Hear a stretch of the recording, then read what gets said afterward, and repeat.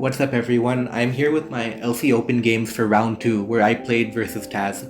And this is game 2 of that series, and the reason I wanted to showcase it was because I was using an interesting team with Krogunk as the featured Pokemon. And if you look at the viability rankings, Krogunk is actually pretty low rated. It's actually C tier, and there's a good reason for that. The two main reasons Krogunk is so lowly ranked is because number one, it loses to Vullaby, right? So Krogunk can chip it down, but ultimately it just loses to Vullaby because Vullaby is faster and can hit it with Brave Bird. And the second reason why Krogunk isn't that popular is because of Diglett and then also Trapinch, because trapping makes Krogunk very vulnerable. It can be easily trapped by Earthquake, Diglett, and it's not very useful because even at +2, like if you nasty plot with Krogunk, even at +2, Vacuum Wave doesn't kill Diglett. So those two reasons make Krogunk C rank, right? But there's also a lot of good reasons to use Krogunk, and the main thing is its typing. And if you look at the rest of the A+ tier, you have a lot of things that aren't good versus Krogunk's typing. So for example, Ferroseed is weak to fighting, Grookey is weak to poison, Poison resists Mianfu, fighting is good versus Onix, Ponyard, and you go down the list. Fungus and Marini let Krogunk set up. If you keep going down the list, Scraggy. If you keep going down the list, you'll realize that Krogunk actually has a lot of good resistances. It's just that weakness to Vullaby is too prominent, right? So I was thinking, Krogunk is pretty underrated, but how do I get the most out of it? So I built this team around Krogunk plus Grookey, and the main thing that Grookey provides is grassy terrain, which means that Diglett Earthquake does not kill Krogunk, and that's huge. So Grookey can help versus Arena Trap, and then on top of that, Grookey and Krogunk both pressure Vullaby. They both attack Vullaby, so they can attack Vullaby together. So for example, if Grookey can knock off Vullaby, that opens it up for Krogunk. If Krogunk can say Sludge Bomb Vullaby, that opens it up for Grookey. So as an offensive core, these two come together to pressure Vullaby a lot. So Grookey is the ideal partner for Krogunk. And then adding on to the rest of the team, and if you've seen my team building video, you know how I build my teams. But basically I added a Mianfu and a Vullaby, because those are two very consistent Pokemon. And then at that point, I needed a really strong flying resist. And so I picked the best one, which is Onix. And the reason I picked Onix instead of, for example, Ponyard, is that I needed an electric immunity, but also I really wanted to be strong versus Vullaby because Mianfu, Krogunk, Grookey, they're all relatively weak to Vullaby. And then after that, I still needed a fighting resist because Krogunk, it is technically a fighting resist, but it can be chipped down pretty easily by Mianfu. So I wanted something else that could defend versus fighting types. At the same time, I also wanted something that can beat Scarf Porygon, because otherwise Scarf Porygon is really good versus my team. So I went with this unconventional pick of Frillish, and what I'm basically saying when I'm using Frillish is, in exchange for beating Porygon and checking fighting types, I'm going to be a little more vulnerable to knockoff, but I'm backing myself to outplay the knockoff. So using Mianfu, Krogunk, and Frillish, I'm going to try and outplay versus fighting types. So that was the main idea of the team. And if we're looking at a team matchup now, unfortunately, Krogunk does absolutely nothing this game, which is funny because I gave this huge introduction, but Frillish completely walls Krogunk, and Frillish isn't really common. It's actually B- tier, so it wasn't common and I didn't expect it. So, my whole 2-minute explanation of Krogunk is thrown away because it's just completely walled by Frillish.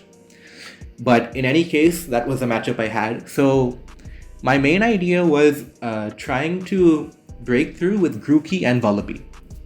So what I ended up doing was, first I led Mianfu, because that's always the play.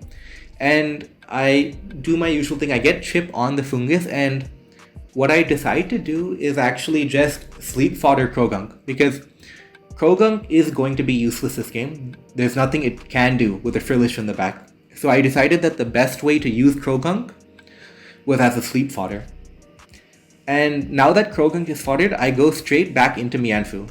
And the reason I do this is because Fungus can't really touch Mianfu. The most it can do is maybe 30-40% with Giga Drain or Sludge Bomb, but Mianfu has Regenerator to just get the health back. So even if he switches out, Mianfu has a good matchup. If he stays in, Mianfu has a good matchup. And he switches out into Onyx, and that gives me a free knockoff because he'll switch out. And I get Fungus here. And hitting Fungus with a knockoff was a pretty big deal because Grookey has Acrobatics with Berry Juice.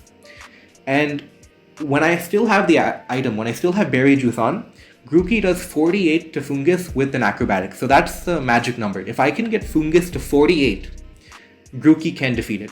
So that's the number I kept playing with in my head. If I get it to 48, I can win. And again, Fungus can't really touch me, so I go for a high jump kick. He does a Sludge Bomb, and it does 33 and poisons me. And the poison was a little bit unfortunate, but I can't complain because I chose to stay in. But Mianfu can Regenerator off that damage, so it's not a big deal. And because Mianfu has brought Fungus's health down, Fungus is forced to recover, and I just U-turn into my Vullaby, and I become a big threat. And right now, he can make a very bold play to stay in, but like predicting U-turn. But there's no point because all I do is go back to Mianfu, and then I keep attacking, and there's no real progress. So he's basically forced out. And he's forced out into his Onyx, which I U-turn on into Grookey.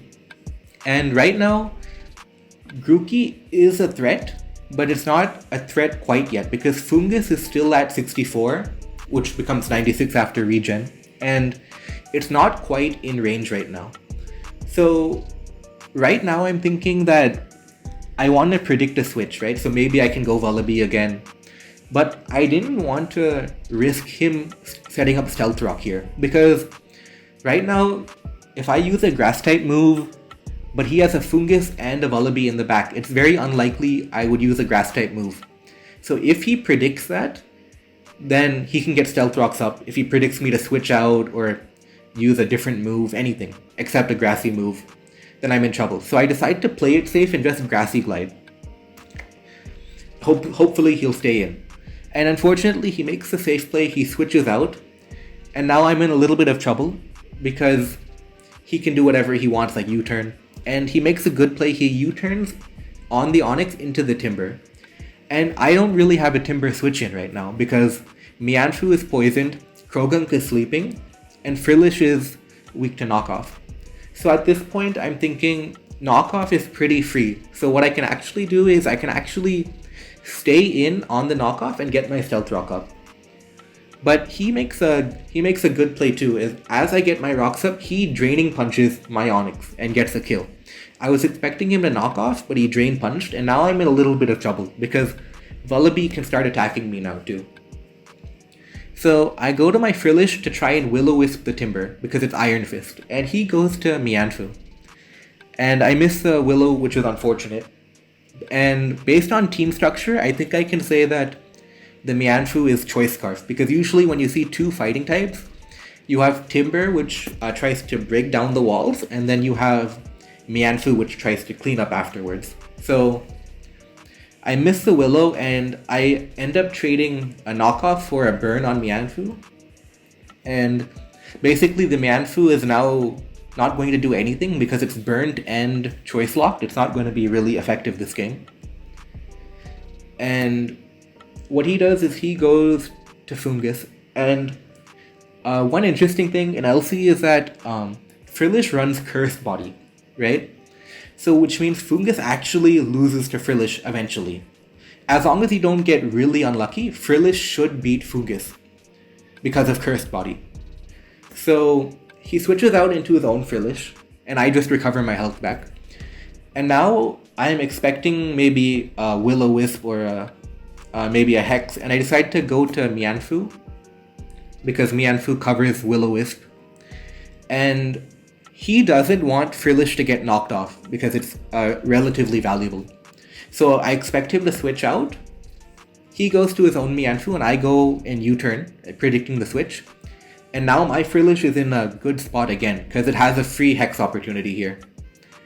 So I hex the Fungus here, and it takes a lot of damage, and one more Hex and it'll die. And here I would say I made a misplay right here. I expected him to switch out, because I thought there's no way that he lets the Fungus die. So I expected him to switch out, and I made this kind of weird switch into Grookey, expecting him to switch out, which he didn't do. So that was a misplay. I should have just taken the kill, because he didn't have a Hex switch in anyway. So I misplayed there. And he Giga Drains. And right now, if we look at Fungus's health, it hit the magic number of 48. It dies to Acrobatics now. But the problem was, I didn't know if he would expect Acrobatics or not. Because my first attack, Grassy Glide, it revealed I wasn't Life Orb. So if I wasn't Life Orb, maybe I might be some sort of, itemless Acrobatics. I wasn't sure if he knew I was Acrobatics. So even though he was at 48, I didn't want to risk him switching out or predicting me. So instead I went to Mianfu instead, because Mianfu has Regenerator, it's already at 100. I can take a hit and then U-turn out again. So to me, going Mianfu was the safer play, because it covered the switch out and it covered the stay in. So even though I really wanted to Acrobatics there, I decided to not risk it. And he stays in. So that tells me right now, he is not worried about Acrobatics. So the next time Grookey versus Fungus happens, I'm going to be able to get a kill with Acrobatics, right? And here I just do my usual U-turn play, which Mianfu is so good at doing. I get Vullaby in on Fungus, and Vullaby threatens Fungus and he's going to switch out. So I predict that switch in, and I go and U-turn on his Onyx switch in.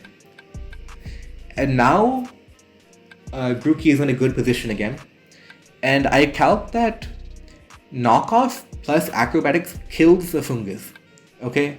And Knockoff also covers Vullaby. So I decided, last time he didn't stay in, this time he won't stay in either. So I knock off predicting a switch.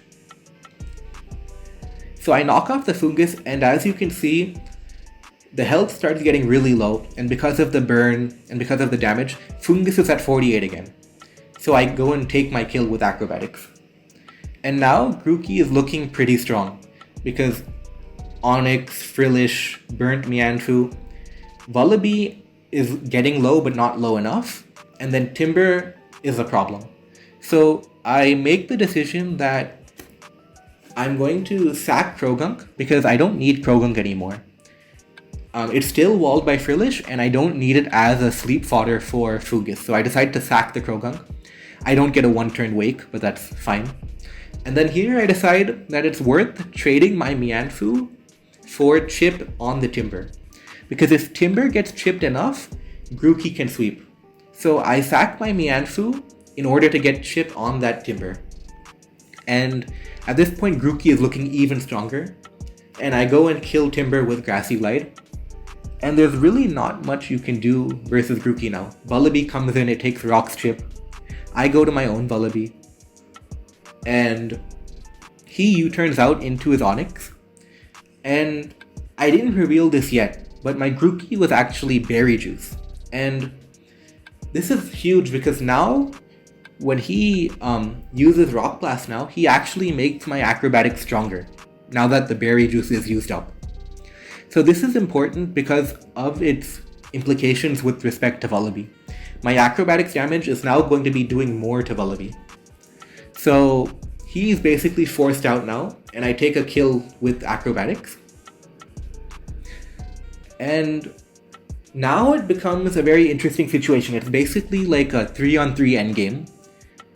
And fundamentally, what this endgame is about, for me, is that Grookey can win if I chip the Vullaby.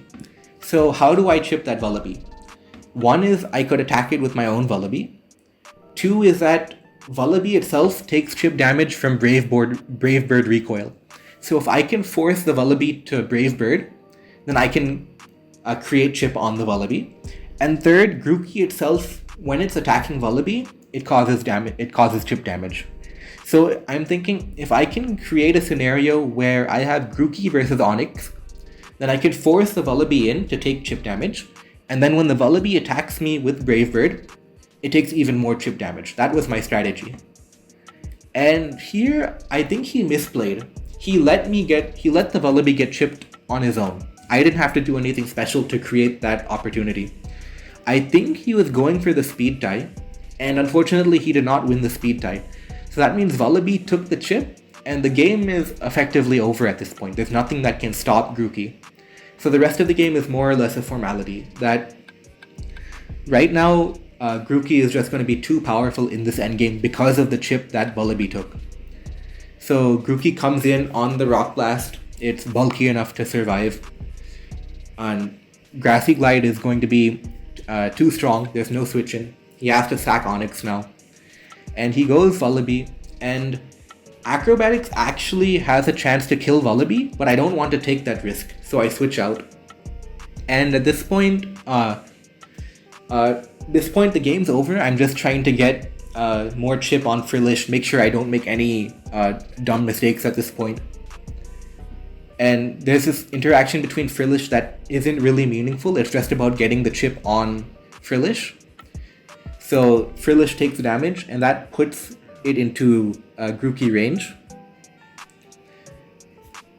So Grookey kills Frillish. And at this point, Acrobatics still does not 100% kill Vullaby. So I don't want to take the risk right now. So I go Vullaby to force Brave Bird recoil. And now I'm comfortable Acrobatics. I'm comfortable using Acrobatics because it wins. And yeah, that was the game. So unfortunately, that Krogunk set did not work as planned. But I still like the team, and I like the dynamic the game created with Acrobatics, Grookey, and Frillish, and Meandrew. And if you like this video, please like and subscribe, and comment down below what you want to see in my next video. Do you want to see more analysis? World Cup is coming around, so there'll definitely be more of that. So what do you want to see in my next video? Comment down below. Thank you.